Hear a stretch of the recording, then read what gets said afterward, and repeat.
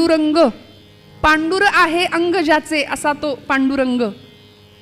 आपण म्हणू दिसायला तर तो सावळा आहे, मग पांडुरंग कसा काय? कारण त्यांनी 6ही विकारांना आत वळवलंय म्हणून तो सावळा आहे. किंबहुना सगळ्या विकारांवर आपली सुद्धा सत्ता कशी असावी हे सांगणार आहे तो, म्हणून तो सावळा आहे बरं. आणि ते सावळं परब्रह्म विटेवर उभं आहे भक्ताच्या प्रेमासाठी, पुंडलिकाच्या प्रेमासाठी, त्याच्या आईवडिलांच्या भक्तीसाठी भगवंत उभा आहे. अनेक अवतारांमध्ये त्यांनी सगळ्या लीला केल्या. जो भगवंत प्रेमासाठी आसुसलेला आहे. तुकोबरायांचा अभंग आहे, थोर प्रेमाचा भुकेला हाची दुष्काळ तयाला. खरं सांगू का, ज्या ज्या भक्तांनी भगवंतावर निरतिशय प्रेम केलं आणि आजचा काळ जर आपण पाहिला तर भगवंतावर अनन्य भावाने प्रेम करणारी मंडळी नाहीयेत. मी नेहमी एक विधान करते, भक्तीच्या प्रांतात आम्ही फार लबाडी करतो. आमच्या सोयीचा परमार्थ आपण करतो, जमेल तसं. कीर्तनाला येत आहे का? नको म्हणले, आज मूड नाही, बसलेलं उठवत नाही, उचलेलं बसवत नाही, अशी अवस्था. मग का बरं नाही म्हणाले? आज काय वेळच नाही. आज सगळ्यात खोटं वाक्य आहे जगातलं, मला वेळ नाही आहे की नाही? खरं सांगा, हो म्हणा. सगळ्यात खोटं वाक्य आहे, पण आम्ही पटकन बोलून जातो, मला वेळच नाही कीर्तनाला यायला. का हो? कारण भक्ती प्रेम नाही आहे. प्रज्ञाचक्षु संतश्रेष्ठ गुलाबराव महाराज मधुराद्वैत संप्रदायाचे अर्ध्वर्यू, प्रेमभक्ती पराभक्तीची उत्कट अशी व्याख्या संत महाराजांनी मांडली. काय प्रेम करावं भगवंतावरती? कृष्ण पत्नी या स्वरूपामध्ये भगवंताशी नातं जोडलं. ज्ञानेश कन्या म्हणून पुरुषदेह असून सुद्धा स्त्री भावाने भक्ती केली. प्रेमाची अतिशय सुंदर अवस्था गुलाबराव महाराजांनी स्वतः अनुभवली. राधेचं प्रेम, मीरेचं प्रेम आपण पाहतो भगवंताच्या वरती. काय प्रेम असावं? भगवंतांनी सुद्धा तितकाच प्रेमाचा वर्षाव आपल्या भक्तावरती करावा. किती करावा हो? या गवळणींना सोडून ज्यावेळी भगवंत जात होता ना गोकुळातनं, अक्रूर न्यायला आले आणि अक्रूरांचा रथ जसा नंद बाबांच्या वाड्याच्या समोर येऊन उभा राहिला, तशा सगळ्या गवळणी आल्या यशोदेला की हा का आलाय? आणि हा नावासारखाच आहे, अक्रूर. क्रूर आहे म्हणाले, हा आमच्या कृष्णाला घेऊन जायला आला ना. गवळण म्हणती यशोदेला, कोठे गे सावळा. गवळण म्हणती कोठे गे सावळा, कारथ शृंगारीला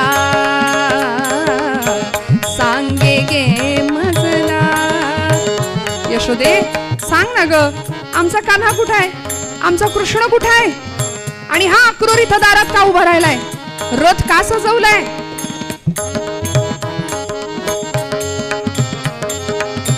कोठे गे सावळा, कारथ शृंगारीला सांगे गे मजला. नयनीच्या उदकाने, नयनीच्या उदकाने भिजली धरणी, यानंदाच्या अंगणी मिळाल्या गवळणी. नंदाच्या अंगणी मिळाल्या गवळणी. रथी चढले वनमाळी. काय झालं? अकांत गोकुळी. अकांत म्हणला सगळ्या गवळणींनी, गोपींनी. अशा आडव्या लोळायला लागल्या गडबडा भगवंतांच्या रथासमोर. नाही नेऊ देणार म्हणाले. रथी चढले वनमाळी, अकांत गोकुळी. नयनीच्या उदकाने भिजली धरणी, आनंदाचे अंगणी मिळाल्या गवळणी. म्हणून म्हणतात इतकं पाणी वाहिलं डोळ्यातलं की वृंदावनामध्ये यमुनेचं पाणी सुद्धा खारट आहे. इतकं प्रेम भगवंतावरती करावं, इतकं प्रेम. नद्या वाहिल्या अश्रूंच्या आणि भगवंतांनीही तेवढंच प्रेम दिलं. तेवढंच प्रेम या गोपींवर, गवळणींवर करावं प्रत्येक अवतारामध्ये. पंत महाराज म्हणाले भगवंतांचा अवतारच त्यासाठी आहे, भक्ताचा पूर्ण तोपरी सांभाळ करण्याकरता. ऐसी प्रेमाची ही जाती, करी स्वार्था विण प्रीती. काय स्वार्थ आहे हो? भगवंताला असं वाटतं एखादा नामदेव माझ्याकडे यावा, एखादी जनाबाई माझ्यासाठी यावी, तिष्ठत माझ्यासाठी उभी राहावी, माझ्याशी तिने भांडावं, मला जेवण भरवावं, नव्हे त्यांच्या कीर्तनात मी नाचावं, असं त्यांना वाटत नसेल का हो? थोर प्रेमाचा भुकेला, आज भुकेला येतो त्या गोष्टीसाठी. पण मी म्हटलं तसं आमचा अध्यात्म, आमचा परमार्थ हा आमच्या सोयीचा असतो. शिवस्तुतीतला सगळ्यात शेवटचा श्लोक आहे बघा. शास्त्राभ्यास नको, श्रुती पढू नको, तीर्थासी जाऊ नको, योगाभ्यास नको, व्रते मख नको, तीर्थे तपेती नको, काळाचे भय मानसी धरू नको, दुष्टांसी शंकू नको, ज्याची या स्मरणे पतित तरती, तो शंभू सोडू नको.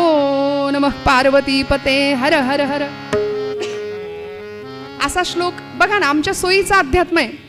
परवा एका कीर्तनात हा श्लोक मी म्हटले, एक गृहस्थ येऊन भेटले, म्हणाले ताई तो श्लोक लिहून देता का?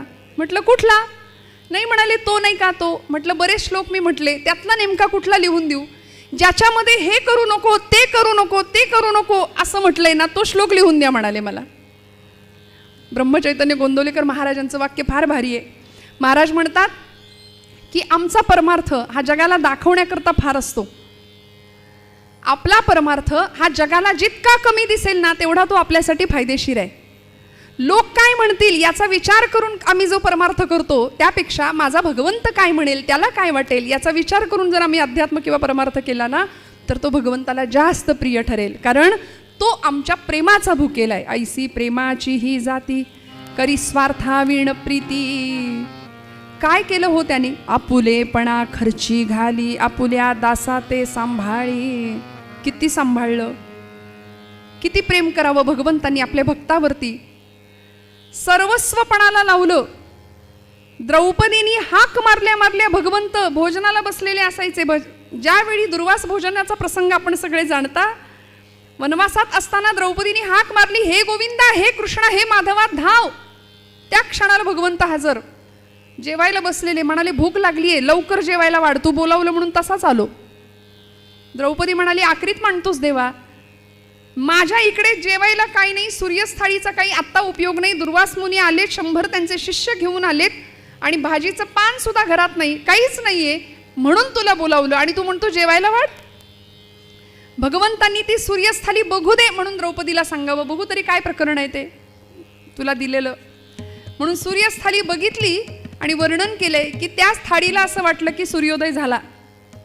कारण चंद्र सूर्य ज्याचे डोळे आहेत असा भगवंत, ज्यांच्या मागे त्याचं तेज आहे असा परमात्मा, त्यांनी पाहिल्या पाहिल्या ते भाजीचं पान एक दिसलं आणि भगवंत म्हणतात की द्रौपदी, हे भाजीचं पान मी सेवन करतो, सगळ्यांनी तृप्तीचा ढेकर द्यावा. या अनंतकोट ब्रह्मांड नायकांनी ठरवल्याप्रमाणे सगळं केलं भक्तांसाठी. प्रत्येक वेळी भगवंत धावून आला. ऐसी प्रेमाची ही जाती, करी स्वार्था विण प्रीती, आपुलेपणा खर्ची घाली, आपुल्या दासा ते सांभाळी.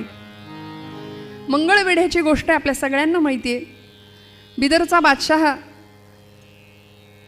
दामाजी पंत नावाचे सरदार बादशहाच्या पदरी चाकरी करतायत आणि सगळी कोठारं विकली असा आरोप दामाजी पंतांवरती ज्यावेळी आला ना, त्यावेळी दामाजी पंतांनी भगवंतांना सांगावं, भगवंता तुझं ब्रीद आहे ना, तू योगक्षेम वाहतो, तू सांभाळ करतोस, अनन्य असलेल्या भक्ताचा तू रक्षण करतोस ना, आलिया आघाता निवाराया, मागे पुढे उभा राहा, हे सांभाळीत, हे तुझं ब्रीद आहे ना, आता तूच काय ते कर, तू करता करवितायस. भगवंतांनी काय करावं? ज्यावेळी धरणं पाठवलं, पकड वॉरंट, शिपाई आले न्यायला, बेड्या घातल्या हातामध्ये, दामाजी पंत निघाले आणि जात असताना नित्य नियमाचा कार्यक्रम, नित्य नियम असलेला भगवद्गीता वाचायला घेतली, ज्ञानेश्वरी वाचायला घेतली आणि 9व्या अध्यायातली ती ओवी डोळ्यांनी वाचली, अनन्याश्चिंत तो श्लोक वाचला. भगवंत भक्ताचा सांभाळ करतो याची उपरती आली आणि तिथं बरोबर एक पोचपावती मिळाली बरं दामाजी पंतांना, की तुम्ही पाठवलेल्या विठू महाराणी सगळं दाम भरलंय, तुम्ही निर्दोष आहात, माघारी गेलात तरी चालेल. हत्तीच्या पायदळी देणार होते, पण नाही. एवढं पाहिलं आणि विचार करतायत, कोण विठू, कोण महार? विठू विठू विठ्ठल विठ्ठल, माझा विठ्ठल तर नसेल ना? म्हणाले हो हो, माझा विठ्ठलच. माझ्या विठ्ठलानेच मला न्याय मिळण्याकरता हे सगळं केलेलं आहे. आणि त्या भगवंतांनी काय करावं? बादशाच्या समोर उभा राहिला आणि जोहार माई बाप जोहार प्रार्थना करावी. जोहार घातला बादशा समोर. परजे मंदी भुकेचा वाढला लैकार, म्हणून शान दामाजी पंत ठाणदार. दामाजी पंतांनी जी कोठार विकली ना, त्याचं दाम घेऊन आलोय म्हणाले. एवढीशी ती थैली आणली होती, ती पोतडी आणली होती. बघू म्हणाले, मोजून दाखव. आणि जी थैली खाली सोडली तसं खळखळा ओतिल्या मोहरा, खळखळा ह्याची मोजून पावती करा, ह्याची मोजून पावती करा.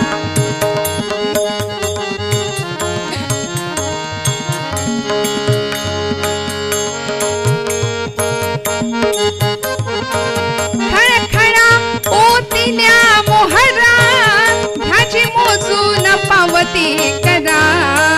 ढिग बघून चमकल्या नजरा, चमकल्या नजरा, चमकल्या नजरा. ढिग बघून चमकल्या नजरा, चमकल्या नजरा, चमकल्या नजरा. शहा घाली बोट तोंडात, झाला महार पंढरीनाथ, झाला महार पंढरीनाथ, झाला महार पंढरीनाथ. मुंडाशात बांधिली चिठ्ठी, मुंडाशात बांधिली चिठ्ठी. फेकितो दुरून जग जेठी, दामाजीनं विकली ती कोठी, विकली ती कोठी, विकली ती कोठी. दामाजीनं विकली ती कोठी, विकली ती कोठी, विकली ती कोठी. त्याचं दाम घ्यावं पदरात, झाला महार पंढरीनाथ, झाला महार पंढरीनाथ, झाला महार पंढरीनाथ.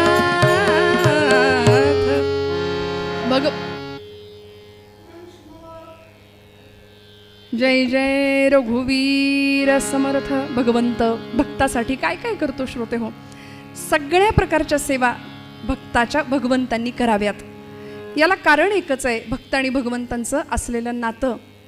ऐसी प्रेमाची ही जाती करी स्वार्थाविण प्रीती. निर्गुणाचा सगुण झाला, निर्गुण निराकार असलेलं ब्रह्म तुमच्या माझ्याकरता भक्तांच्याकरता सगुण साकार. आणि त्याच सगुणाची उपासना करून समर्थ म्हणतात, सगुणाचे आधारे निर्गुण पाविजे निर्धारे. ती सगुण भक्ती सगळा भक्त संप्रदाय, आपला वारकरी संप्रदाय, भागवत संप्रदाय करतोय. म्हणून तर त्या सगुणाला पाहण्याकरता आज समुदाय सगळा धावतोय. या वाटेवरून आज वारीचे दिवस आहेत म्हणून बोलते. या वाटेवरून जाणारा प्रत्येक वारकरी निष्ठावंत आहे. त्याच्या मनामध्ये फक्त ध्येय एकच आहे, पांडुरंगाला पाहणं.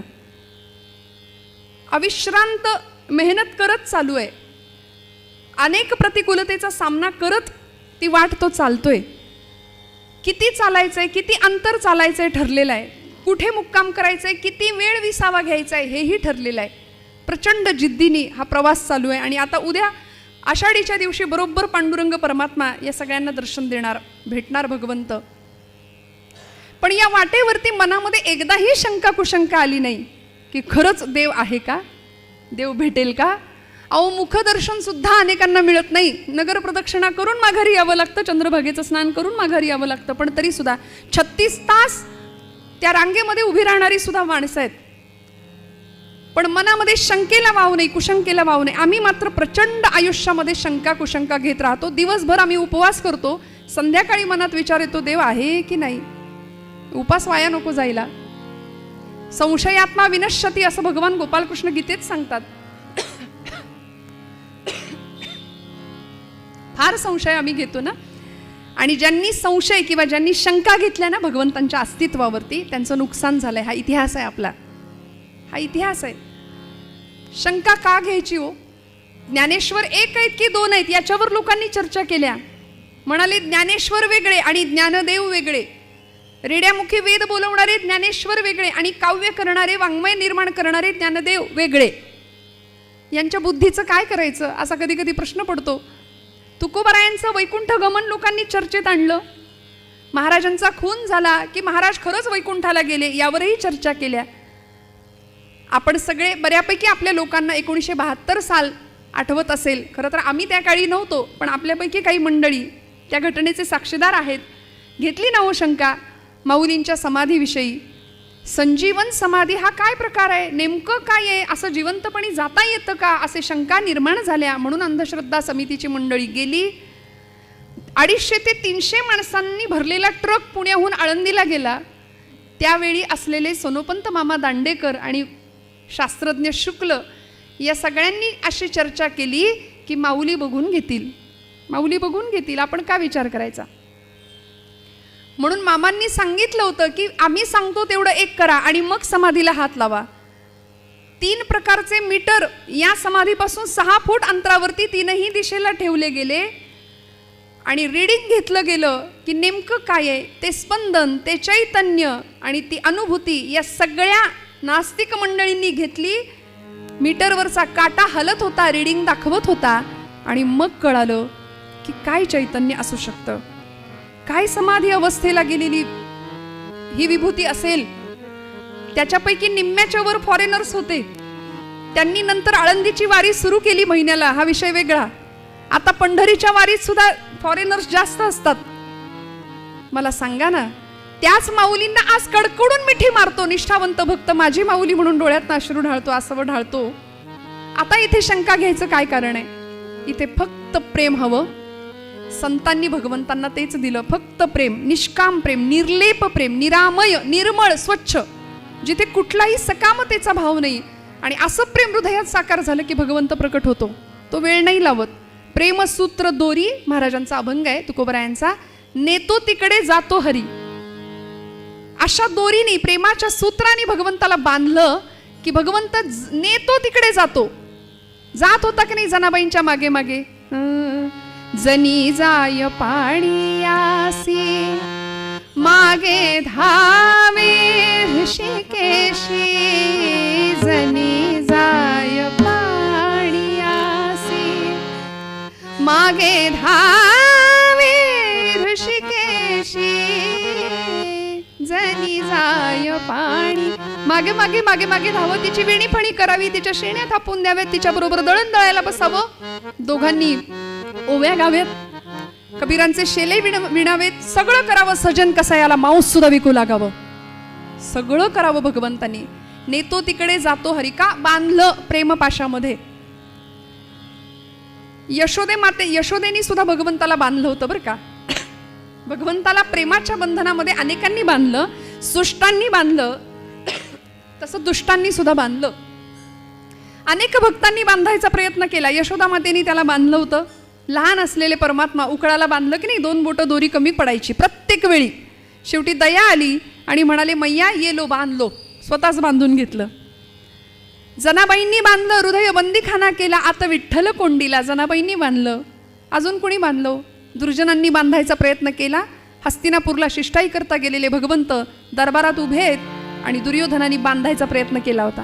गेले का हो बांधले? नाही गेले बांधले. का? भगवंत फक्त प्रेमाने बांधला जातो. म्हणून तर त्याच प्रेमासाठी आज कैवल्य साम्राज्याचा धनी माऊलींची पालखी पादुका त्या मार्गाने धावतात आणि त्यांच्या छत्रछायेखाली लाखोंचा समुदाय, कुठल्याही म्हणजे नियोजन इतकं जबरदस्त आहे. मी तर असं म्हणते जगातल्या कुठल्याही इव्हेंट मॅनेजमेंट कंपनीला हे कोडं उलगडणार नाही. कोण करतंय हे सगळं नियोजन? प्रचंड शिस्त आणि प्रचंड सुंदर आनंदामध्ये ही परंपरा अव्याहतपणे चालू आहे शेकडो वर्षांपासून. याला एकच कारण आहे, ऐसी प्रेमाची ही जाती करी स्वार्था विण प्रीती, निर्गुणाचा सगुण झाला पंत भजनी रंगला. ऐसी प्रेमाची ही जाती करी स्वार्था विण प्रीती. भगवान गोपाल कृष्ण पश्चिम सागरामध्ये सोन्याची द्वारका नगरी वसवली. द्वारकेचं ऐश्वर्य आपण सगळे जाणता. समुद्रात वसवली सुवर्णाची नगरी. आणि या नगरीमध्ये भगवंतांचं वास्तव्य असताना एकदा भगवंत हस्तिनापूरला आले. शांतिदूत या सदरामध्ये बरं का. जगातला पहिला शांतिदूत भगवान गोपालकृष्ण युद्ध होऊ नये म्हणून प्रयत्न करायला आले होते. त्यानंतर अनेक शांतिदूत आले आणि गेले, पण युद्ध काही व्हायची थांबली नाहीत, लढाया झाल्या. पण भगवंत पहिले शांतिदूत दुर्योधनासमोर उभे आहेत दरबारात आणि समजावून सांगतायत, दुर्योधना अरे वेड्या, पांडवांना काही नको रे, 5 गावं मावतील एवढी जमीन दे आणि रिकामा हो, कशाला सर्वनाश ओढवून घेता. कारण कुरुक्षेत्रावर हा होणारा नरसंहार हा साधा सुद्धा नसेल, हे धर्मयुद्ध असेल. टाळता आलं तर टाळूया ना, नको रे हट्ट करू, पांडवांना 5 गावं मावतील एवढी जमीन दे आणि रिकामा हो. दुर्योधन अहंकारी होता. दुर्योधन म्हणतो, कृष्णा तू वरून जसा काळा आहेस तसा आतूनही काळाच आहेस, सगळं माहिती आहे रे तुझं मला, पांडवांचा पक्षपाती आहेस तू. अरे चल, पांडवांना 5 गावच काय सुईच्या टोकावर मावेल एवढी जमीन सुद्धा मिळू देणार नाही, जा काय करायचं ते कर म्हणा. आणि अशा वेळी भगवंत म्हणतात, ठीक आहे स्वतःच्या कर्मानी मरा आता. निघाले भगवंत, द्वारकेमध्ये आले आणि द्वारकेतली रम्य पहाटेची वेळ बर का. शयनागारामध्ये भगवंत आपल्या मंचकावर पहुडलेत. मंद शीतल सुगंधयुक्त वारा वाहतोय द्वारकेमध्ये, पहाटेची वेळ. अलीकडच्या मंडळींना ही वेळ आणि हा अनुभव माहितीच नाही आता. म्हणजे आपण सगळे मोठे आहात, आपल्याबद्दल नाही सांगत, पण आमच्या पिढीला, नवीन पिढीला किंवा आमच्याही पेक्षा, कारण सगळे सूर्यवंशी आहोत आता आपण. कधी पहाट होते, ब्रह्ममुहूर्त नेमकं कशाला म्हणायचं, काय असतं नेमकं ते, असं सांगावं लागेल आता विस्तार करून फोड करून, अशी वेळ आली. कारण रात्रभर उशाशी एक डबा ठेवलेला असतो आपण, मोबाईल नावाचं यंत्र असतं. सगळ्यांनाच व्यसन लागलंय की नाही त्याचं, फक्त लहानांना नाही, सगळ्यांनाच आहे. मी कधी कधी गमतीने म्हणते, आमच्या महिला वर्गाचं दूध उतू जातं त्यामुळेच. रोज मोबाईल असतो हातात, चॅटिंग असतं काहीतरी. ब्रह्ममुहूर्त आणि त्या अगदी पहाटेच्या रम्य वेळी भगवान गोपालकृष्ण आपल्या शयनागारात आहेत. मंद सुगंधयुक्त वारं वाहतंय, अनाहत नाद ऐकू येतोय, बासरीचा मंजूळ स्वर ऐकू येतोय. द्वारकेचं वर्णन आहे. रस्त्यावर स्फटिक माणकं पसरलेली द्वारकेच्या. सवत्स गायी फिरतायत बरं का द्वारकेमध्ये, सवत्स. भगवंतांचा हा छंद होता, गोपालन, गोसंवर्धन आणि गोरक्षण. वत्सासहित गाय आता दिसते का हो? आणि दिसली तरी अशा दुर्दैव अवस्थेमध्ये असते. कायद्याचं राज्य बेकायदेशीरपणे चालवणारी मंडळी समाजात सर्रास वावरतायत. भगवंतांचे आम्ही भक्त म्हणवतो, पण ज्या भगवंतांचे हे छंद होते, गोपालन, गोसंवर्धन आणि गोरक्षण, कायद्याने गोहत्या प्रतिबंधक कायदा लागू असला तरी सुद्धा सर्रास कत्तलखान्यांची संख्या वाढतीये. अनेक सामाजिक संस्थांना यासाठी काम करावं लागतंय पुढे होऊन, कितीतरी गायी वाचवाव्या लागतात. आणि हा भगवंत गोकुळातही गायींवर प्रेम करावं आणि इकडे द्वारकेत सुद्धा सवत्स गायी फिरतायत मोकळेपणे. आणि अशा त्या पहाटेच्या वेळी एक क्षत्रिय त्या द्वारकेमध्ये हजर झाला, रथात बसला होता. वाऱ्याच्या वेगाने रथ द्वारकेच्या दिशेने येत होता आणि द्वारकेच्या प्रवेशद्वारातून जसा आत प्रवेश केला तसा रथाचा वेग मंदावला. तो क्षत्रिय खाली उतरला, द्वारकेची धूळ मस्तकाला लावली आणि तिथूनच भगवंतांना मनोमन नमस्कार केला. त्या क्षत्रियाला पाहिल्यानंतर पहाटेच्या समयी आपली कामं करणारी सर्व मंडळी, त्या रस्त्यावरून फिरणारी सर्व द्वारकावासियांनी आनंद व्यक्त करावा. अरे वा वा. काही मंडळींना सकाळी सकाळी एकदम पाहिलं की आपल्याला फार आनंद होतो बघा. काही चेहरे पवित्र असतात, त्यांच्याकडे पाहिलं की आपल्याला खात्री होते की आजचा दिवस माझा उत्तम जाणार आहे. आणि नको ते चेहरे काही समोर आले की असं म्हणतो की नाही आपण, आज काही खरं नाही माझं. अरे त्या क्षत्रियाला पाहिल्याबरोबर सगळ्या द्वारकावासियांना एवढा आनंद झाला, शिष्टाचार पार पडू लागला. जे मोठे आहेत त्यांना हा वाकून नमस्कार करतोय, जे लहान आहेत ते याला वाकून नमस्कार करतायत.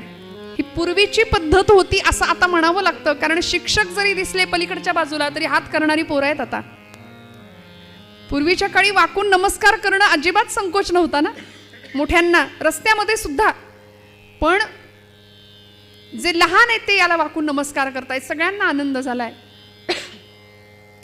स्त्रिया होत्या द्वारकेतल्या, त्यांनी याला पाहिलं आणि गवाक्षांमधून, खिडक्यांमधून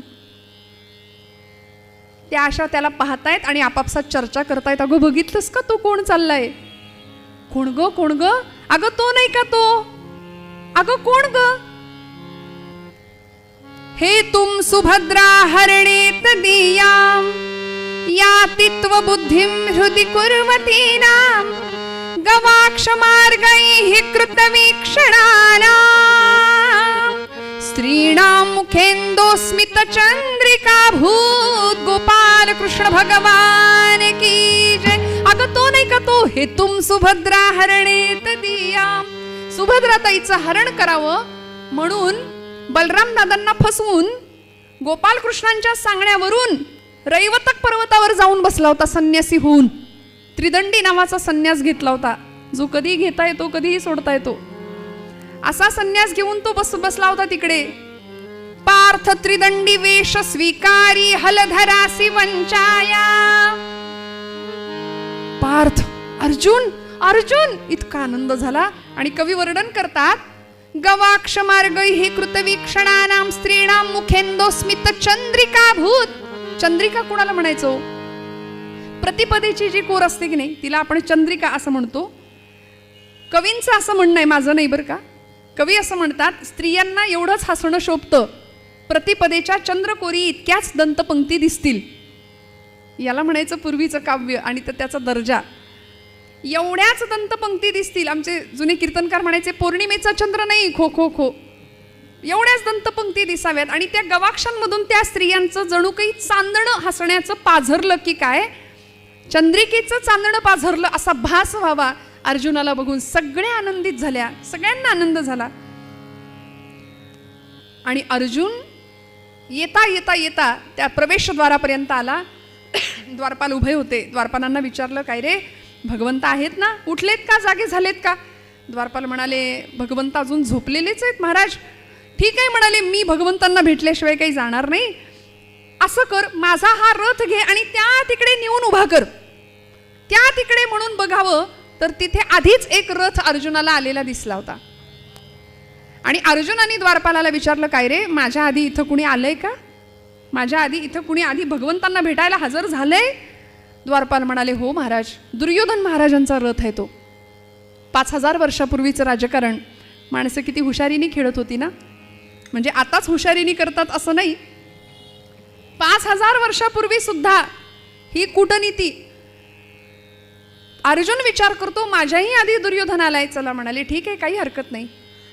भगवंतांना भेटण्याकरता अर्जुन त्यांच्या शयनागाराच्या दिशेने निघाला. आणि भगवंतांच्या त्या महालाच्या प्रवेशद्वारातनं आत पाहतोय. समोरचं दृश्य बघितलं आणि अर्जुनाला इतका आनंद झाला, मनोमन त्या दुर्योधनाचे आभार मानले. चला म्हणाले, आमच्या जागेवर अतिक्रमण आपण नाही केलं. का हो, असं काय होतं समोरचं दृश्य? आमची जुनी मंडळी फार सुंदर सांगायची की दुर्योधन कुठे बसला होता नेमका. आपण विचाराल, हे तुम्हाला कसं कळलं? त्यासाठी आमच्या मोरोपंतांच्या आर्येचा आधार घेतला. मोरोपंतांनी त्या प्रसंगाचा फोटो काढला, शब्दचित्र शब्द फोटो काढला आणि आमच्या समोर जसाच्या तसा प्रसंग उभा केला. काय म्हणाले मोरोपंत? प्रभूच्या शिराकडे तो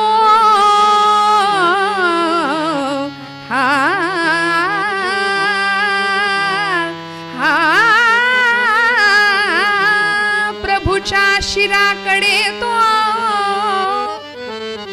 स्वमहत्वास्तव बसे अकवी मानी.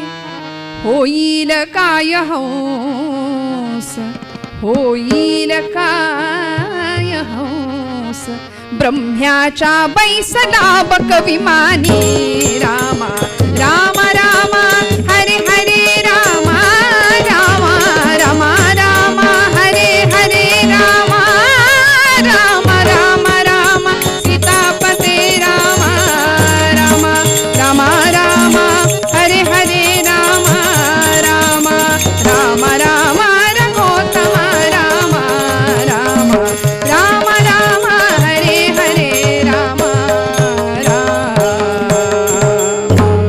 होईल काय हंस ब्रह्म्याच्या बैसला बक विमानी. बगड्याला कोणी हंस म्हणेल का हो?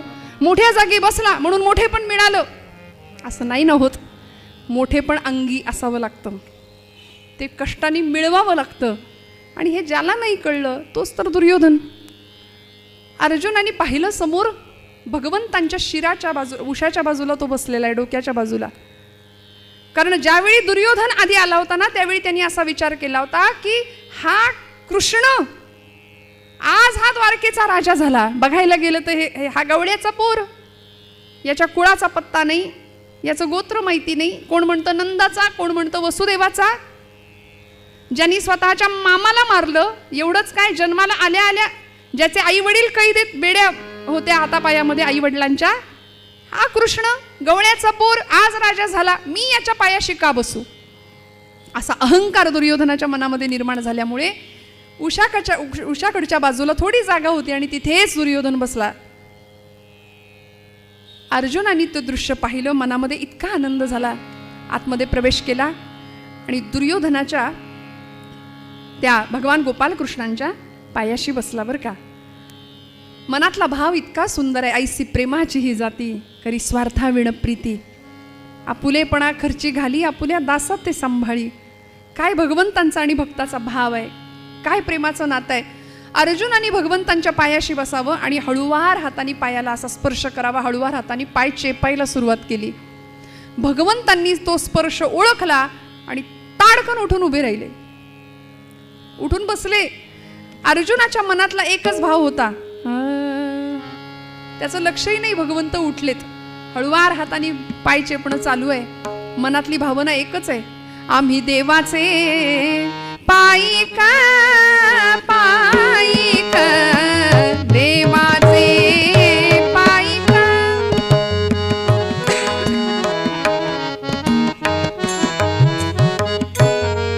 पायिका देवाचे पायिका पायिका आम्ही देवाचे पायिका.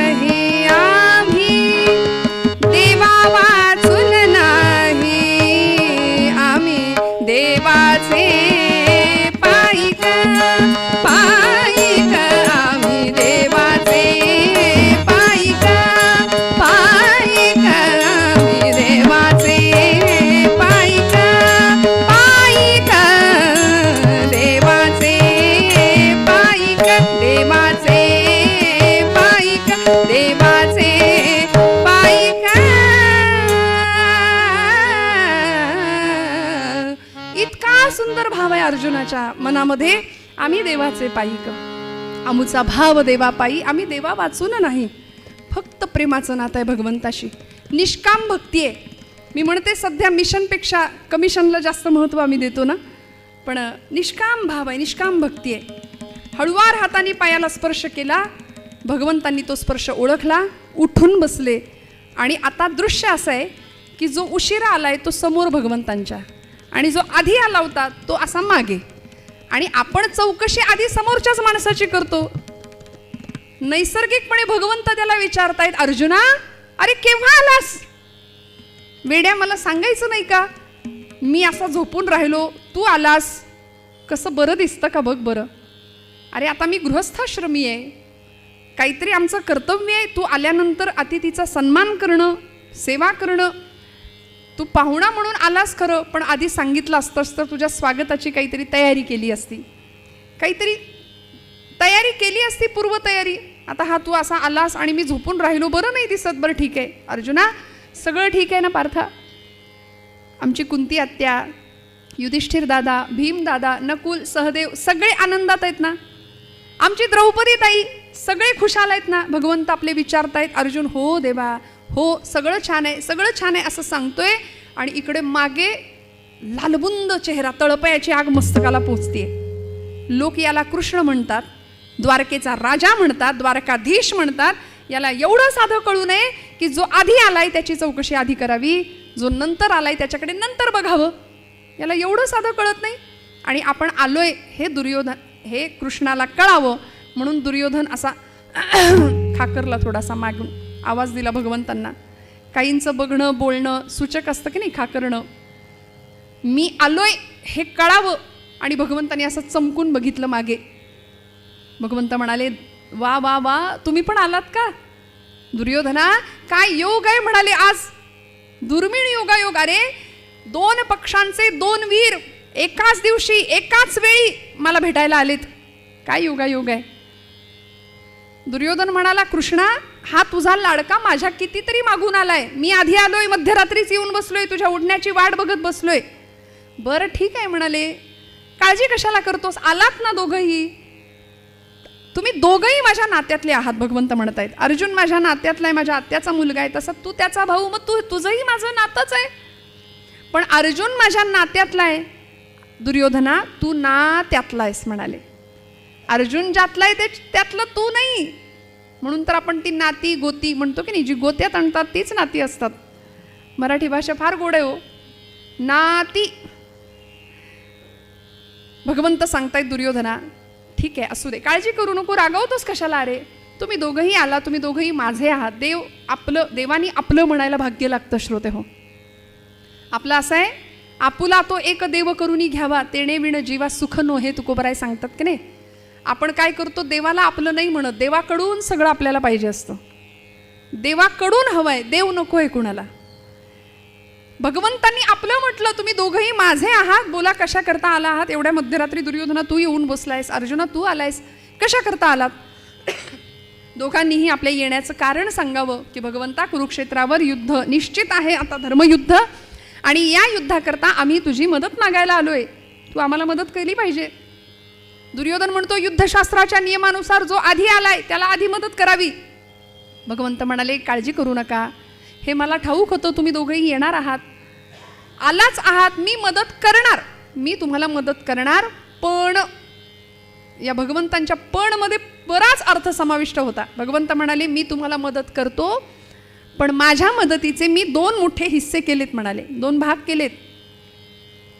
ते भाग असे आहेत, एका बाजूला मी एकटा उभा राहीन आणि मी कसा, हातात शस्त्र धरणार नाही, न धरी शस्त्र करी मी, हातात शस्त्र नाही धरणार, युद्ध नाही करणार.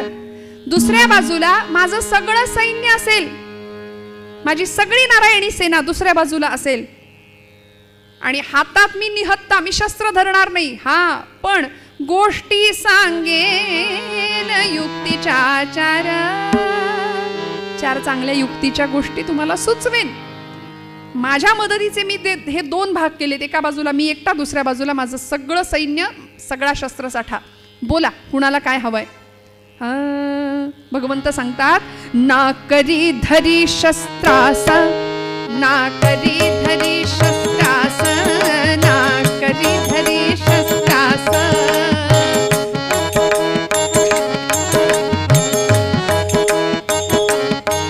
ना करी धरी शस्त्रास, करणार नाही युद्धास यापुढे, करणार नाही युद्धास यापुढे, यापुढे.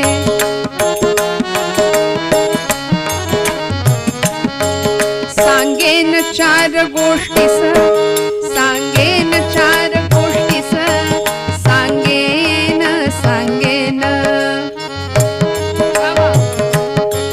सांगेन, सांगेन, सांगेन,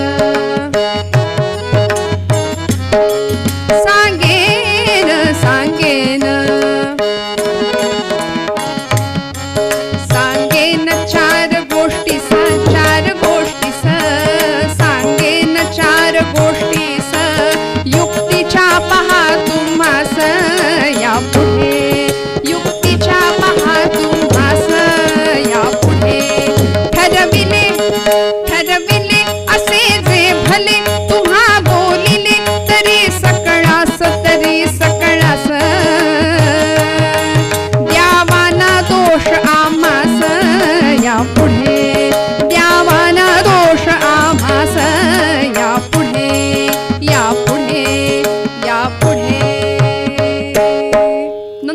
चालणार नाही.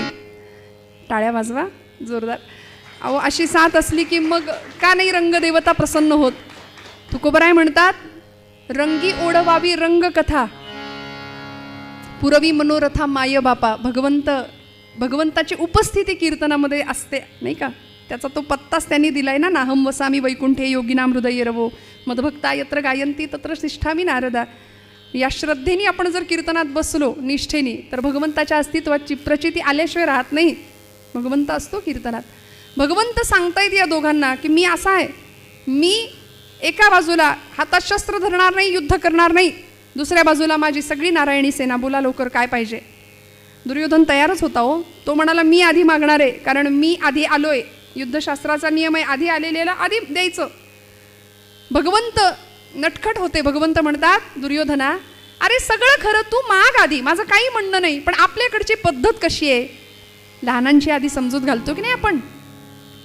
तुझं हुनी कनिष्ठ अर्जुन बालक साहे पहा असे नाते. नात्याने अर्जुन तुझ्यापेक्षा लहान आहे. रीत अशीच जनांची आधी समजाविती लहानाते. लहानांची समजूत आधी घालावी.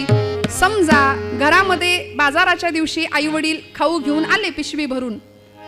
मुलं धावतात, आई बाबा मला द्या मला द्या मला द्या. आई वडील असं म्हणतात का, आधी आम्ही खाऊन घेतो आणि मग उरलं तर तुम्हाला देतो. आपल्याकडची पद्धत आहे. लहानांची आधी समजूत असते. अर्जुन लहान आहे रे तुझ्यापेक्षा, त्याला आधी मागू दे. अर्जुन मनामध्ये म्हणतो देवा मागू दे ना त्यालाच. आणि तो काय मागणार आहे हे तुम्हालाही माहिती आहे, मलाही माहिती आहे. मागू दे म्हणाले त्यालाच. ठीक आहे म्हणाले. दुर्योधना सांग तुला काय हवंय बोल. हा तयारच होता. मला सैन्य दे तुझं, तुला घेऊन मी करू काय. तू हातात शस्त्र धरणार नाही, युद्ध करणार नाही. तिथं काही पंक्ती वाढायच्यात. सत्यनारायणाची पूजा आहे तिथे, युद्ध करायचंय. तू हातात शस्त्र धरणार नाही, तुझ्या गोष्टी ऐकायला कुणाला वेळ आहे तिथे. मला तू नको, मला तुझं सैन्य हवंय. श्रोते हो, फरक होता. ऐसी प्रेमाची ही जाती करी स्वार्थाविण प्रीती. भगवंत का प्रेम करतो निस्वार्थी आणि निष्काम भक्तावरती, याचं कारण आहे भक्ताकडे योजक म्हणून नाही जावं, याचक म्हणून जावं.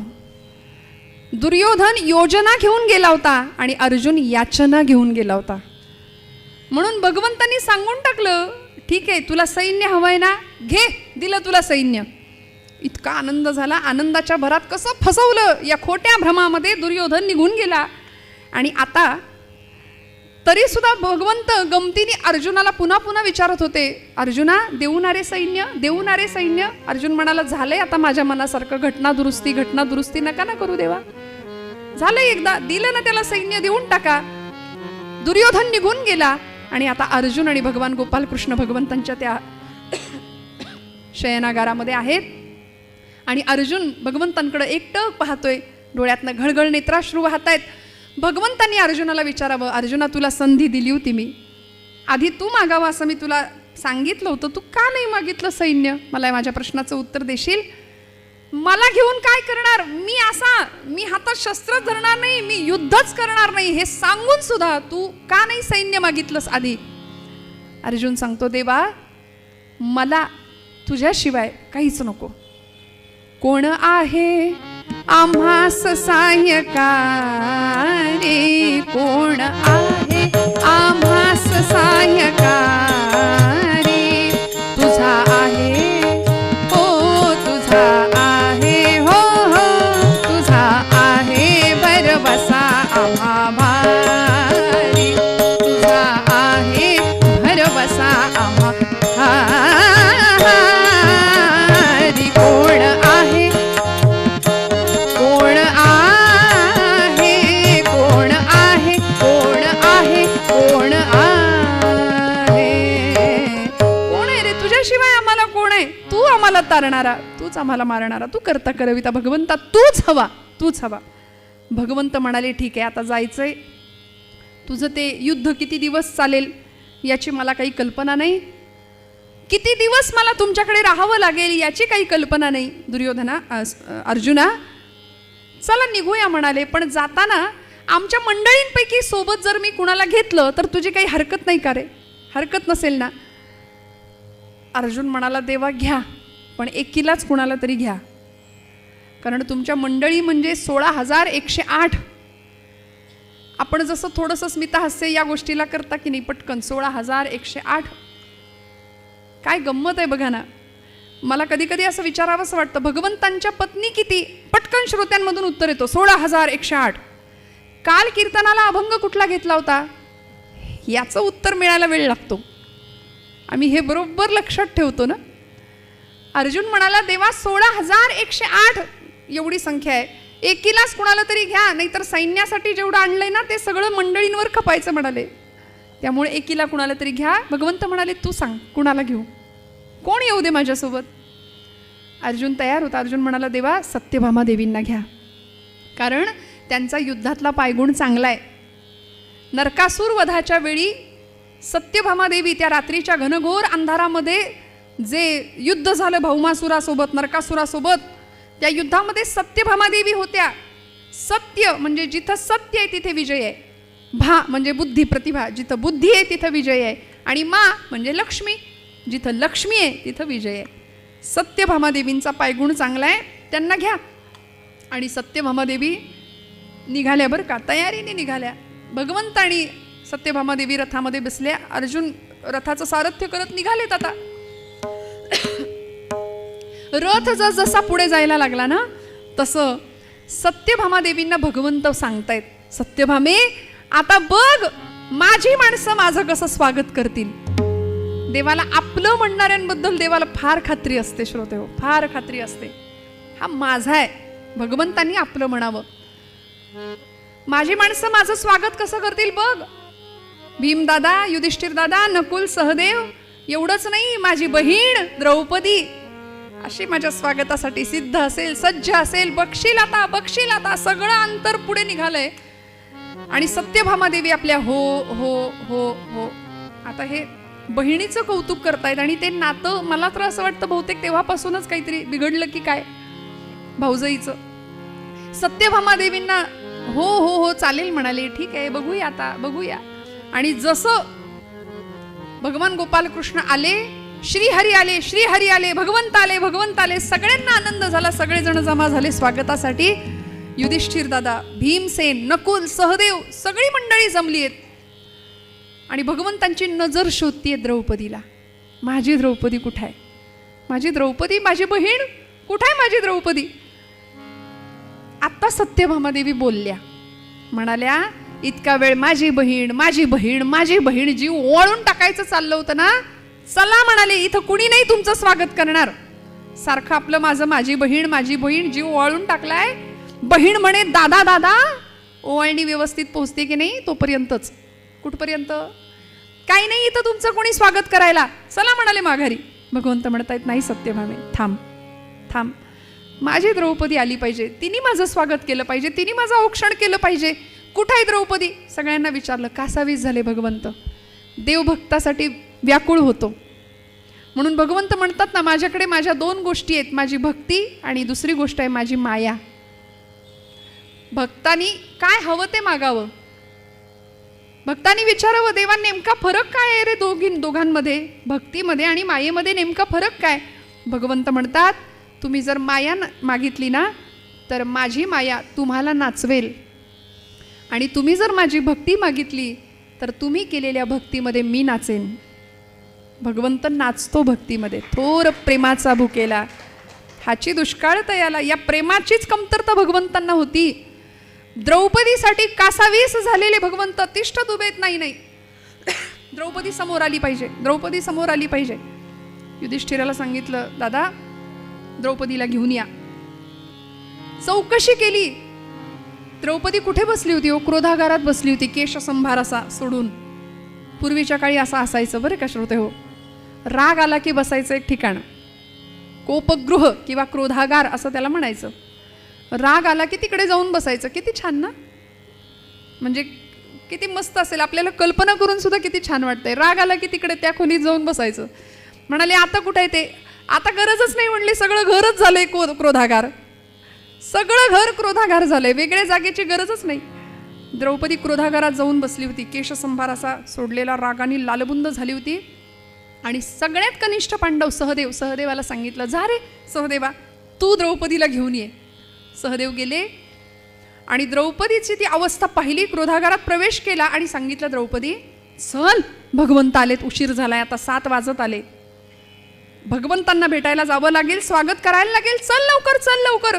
द्रौपदी म्हणते, येणार नाही, येणार नाही, येणार नाही, येणार नाही, काय लावलंय? अगं द्रौपदी, विसरलीस का? भगवंत आलेत, एवढा आनंद उपकार आहे त्याचा आपल्यावरती, त्याचं स्वागताला गेलं पाहिजे, चल लवकर, चल. द्रौपदी म्हणते, येणार नाही. काय अवस्था होती? रागाने लाल झाली, क्रोधाते पावली, रागाने लाल झाली, क्रोधाते पावली, रागाने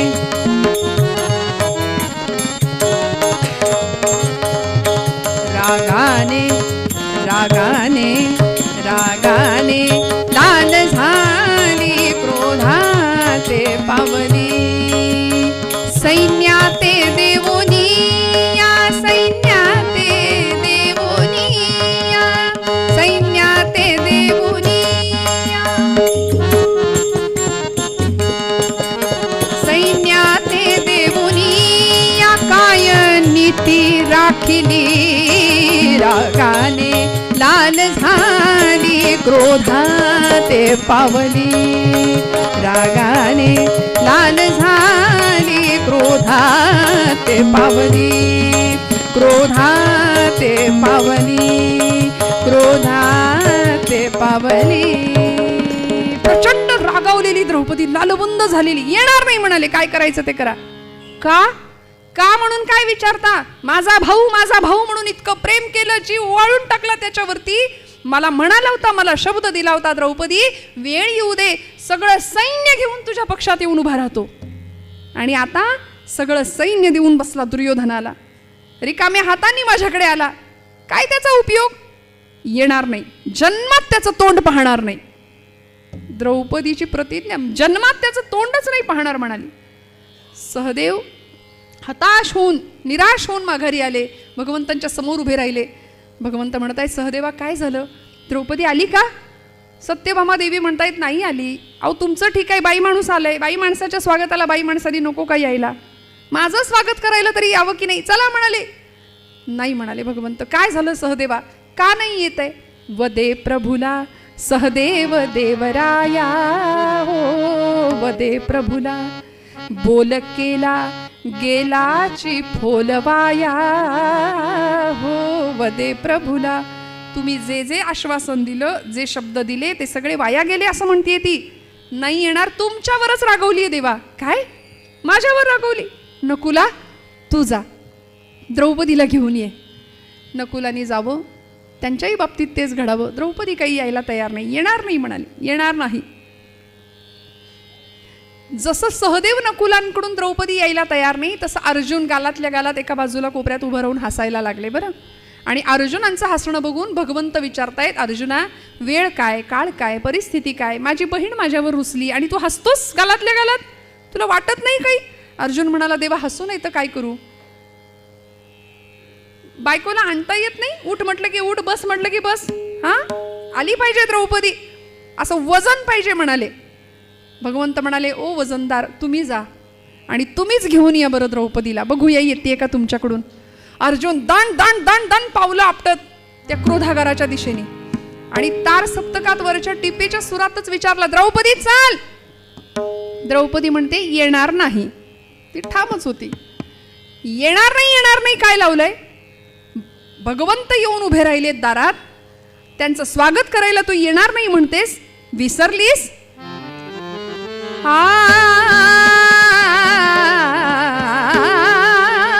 प्रभुवरी कारुसली सप्रमदे, प्रभुवरी कारुसली सप्रमदे, प्रभुवरी कारुसली. द्रौपदी चाल. द्रौपदी म्हणते, येणार नाही. अगं द्रौपदी विसरलीस आतापर्यंत त्यांनी केलेले उपकार? विसरलीस? कृतज्ञ झालीस द्रौपदी, लवकर उठ, चल. द्रौपदी म्हणते, येणार नाही. प्रभुवरी कारुसली सप्रमदे, प्रभुवरी कारुसली सप्रमदे, प्रभुवरी कारुसली. भेटाया तो आला सदनी, भेटाया तो आला सदनी, प्रभुवरी कारुसली प्रमदे, प्रभु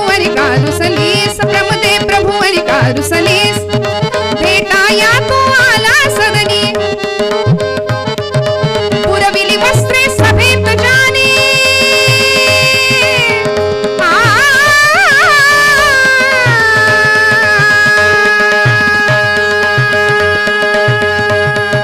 पुरविली वस्त्रे सभेत जाने, तोच रणी यश दे, प्रमदे प्रभुवरी कारुसलीस, प्रमदे प्रभुवरी कारुसलीस, प्रमदे प्रभुवरी कारुसलीस, कारुसली कारुसलीस. द्रौपदी चल उठ. द्रौपदी म्हणते येणार नाही. कृतघ्नपणा करतेस म्हणाले द्रौपदी तू. आणि कृतघ्न हा शब्द ऐकला तसं घळ घळ घळ घळ अश्रू व्हायला सुरुवात झाली. द्रौपदी म्हणते हो मी आहे कृतघ्न, आहे कृतघ्न. भगवान गोपाल कृष्णाला माझा भाऊ मानलं, माझा सखा मानला, निष्ठेने त्याची भक्ती केली. मी द्रुपद राजकन्या आहे द्रौपदी. याज्ञसेनी योजनगंधा नाव आहे माझं. यज्ञातून माझा जन्म झालाय. द्रुपद राज कुळामध्ये, द्रुपदाच्या पोटी, द्रुपद राजवाड्यामध्ये त्यांच्या राहिले, रमले, लहानाची मोठी झाले. सगळ्या राजसुखांचा उपभोग मी घेतला.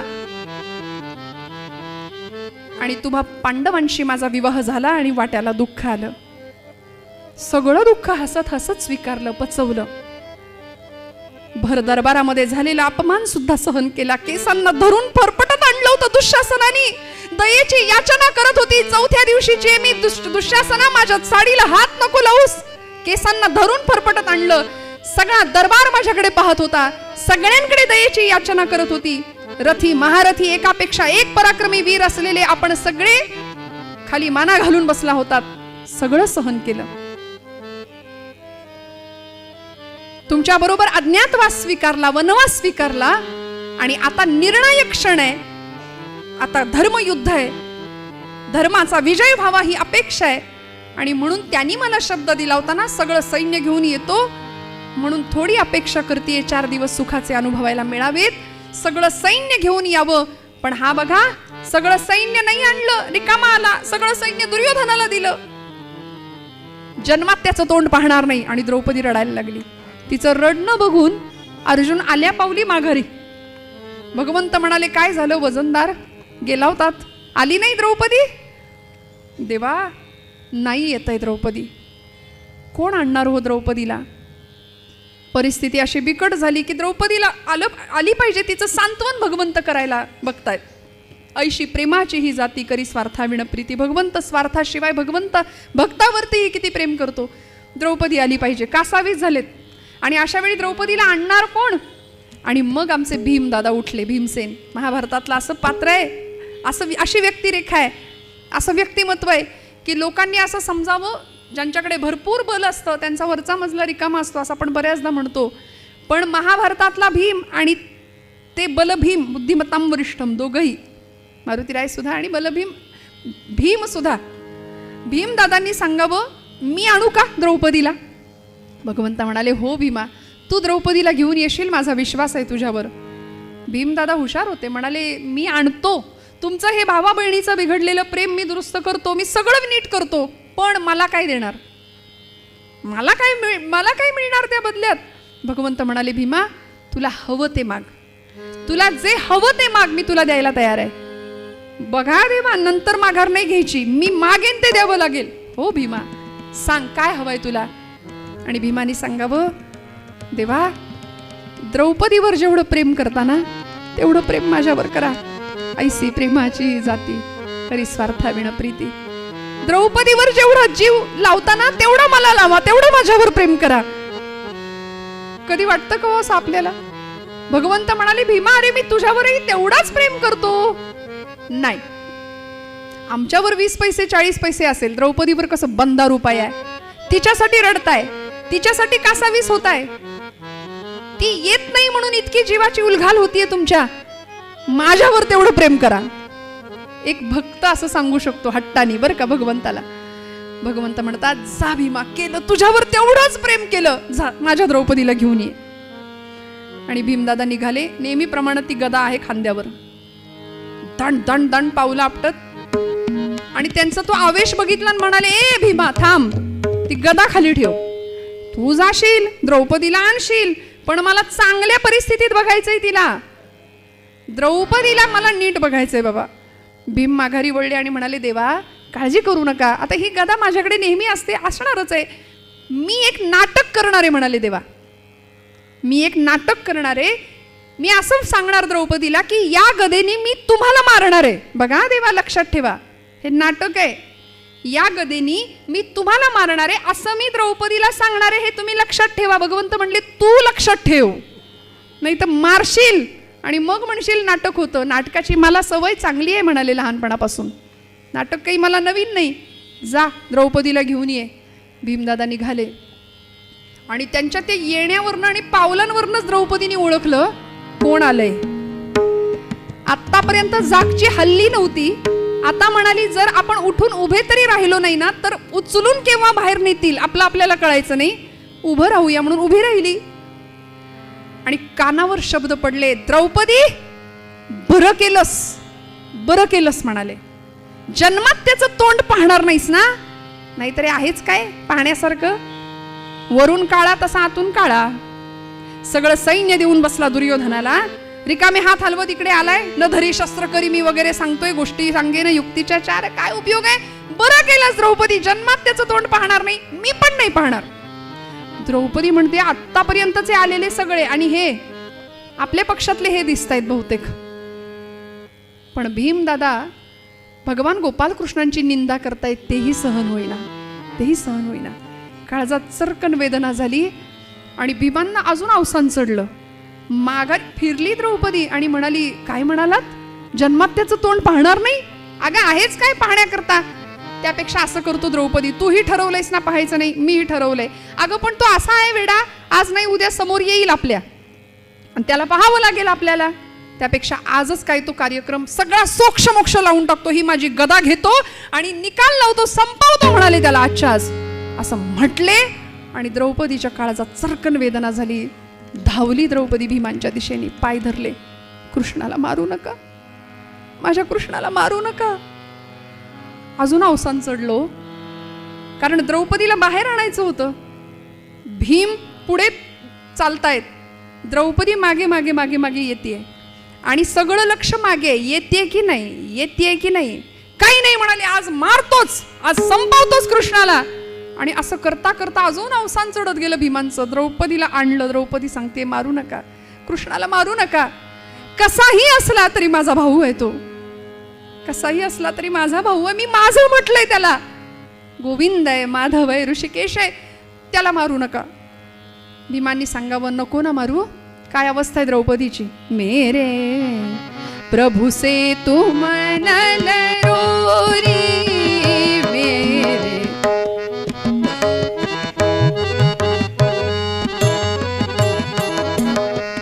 प्रभु से तू मनल रोरी, मेरे प्रभु से तू मनल रोरी.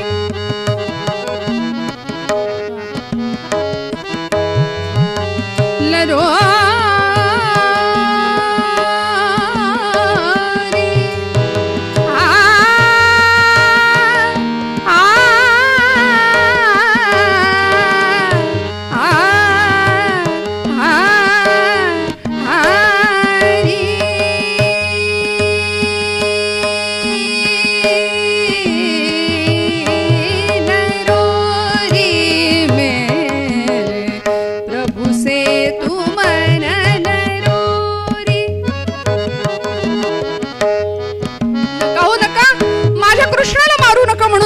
बाहेर आली. भीमदादांनी सांगावं, मारू नको ना द्रौपदी, मारू नको ना त्याला. मग त्याचे पाय धर आणि तुझ्यामुळे त्याच्यावर गदा उगारेन असं म्हटलं म्हणून माझे पाय धर. द्रौपदीने क्षमा मागावी, भगवंतांच्या समोर जावं आणि भगवंतांनी सांगावं, द्रौपदी अगं वेडी की खोळी, तू सगळं सैन्य दुर्योधनाला दिलं, सगळं सैन्य दुर्योधनाला दिलं, रिकाम्या हाताने आलो, याच्यासाठीच रागावलीस ना. पण वेडे विसरलीस, माझं प्रेम तुम्हा पांडवांवरती आहे. मी धर्माच्या बाजूने आहे, धर्माचा विजय व्हावा ही माझी इच्छा आहे, त्यासाठीच तर माझा अवतार आहे. आणि माझी नारायणी सेना दुर्योधनाकडे जरी असली तरी ती माझी आहे. माझ्या शब्दाबाहेर कसं असेल सगळा व्यवहार माझ्या परवानगीनेच होणार आहे. म्हणून युद्धात उद्या काय घडणार आहे सगळं आधी कळत होतं. त्यामुळे काळजी करू नको, आपलाच विजय होणार आहे. द्रौपदीचं सांत्वन या प्रसंगामध्ये भगवंतांनी केलं. ऐसी प्रेमाची ही जाती करी लाभाविण प्रीती. पंत महाराज हाच आशय मूळ पदामध्ये आपल्याला सांगतात. हा